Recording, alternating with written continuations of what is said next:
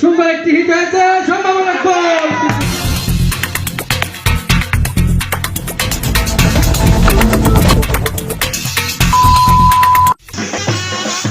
আশুলিয়ার দোসাইদে ফুটবল প্রেমীদের বহুল প্রত্যাশিত দোসাইদ ঐতিহ্যবাহী বিবাহিত বনাম অবিবাহিত ফুটবল প্রীতি ম্যাচ অনুষ্ঠিত হয়েছে।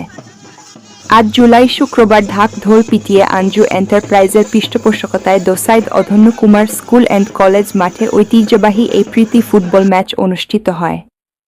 উক্ত ফুটবল প্রীতি ম্যাচের উদ্বোধন করেন অনুষ্ঠানের প্রধান অতিথি আশুলিয়া ইউনিয়ন বিএনপির সাধারণ সম্পাদক মোহাম্মদ কাবেল উদ্দিন। এ সময় বিশেষ অতিথি হিসেবে উপস্থিত ছিলেন আশুলিয়া ইউনিয়ন স্বেচ্ছাসেবক দলের সাবেক সিনিয়র সহসভাপতি মোহাম্মদ ফজর আলী মন্টু, আশুলিয়া ইউনিয়ন বিএনপির ক্রীড়া ও সংস্কৃতি বিষয়ক সম্পাদক মোহাম্মদ খোরশেদ আলম সহ এলাকার গণ্যমান্য ব্যক্তিবর্গ। ফুটবল প্রীতি ম্যাচের অনুষ্ঠান সঞ্চালনায় ও খেলার ধারাবিবরণীতে ছিলেন ইয়াকুব আলী মিন্টু ও হুমায়ুন খান।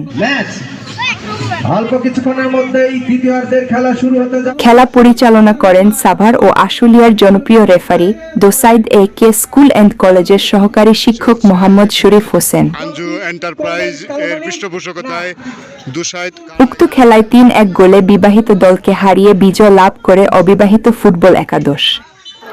খেলা শেষে আঞ্জু এন্টারপ্রাইজের স্বত্বাধিকারী মোহাম্মদ আমজাদ হোসেন এর পক্ষ থেকে খেলোয়াড়দের মেডেল পুরস্কার ও আঞ্জু এন্টারপ্রাইজের পক্ষ থেকে চ্যাম্পিয়ন ও রানার্স আপ দলকে মূল্যবান ট্রফি প্রদান করেন অতিথিরা।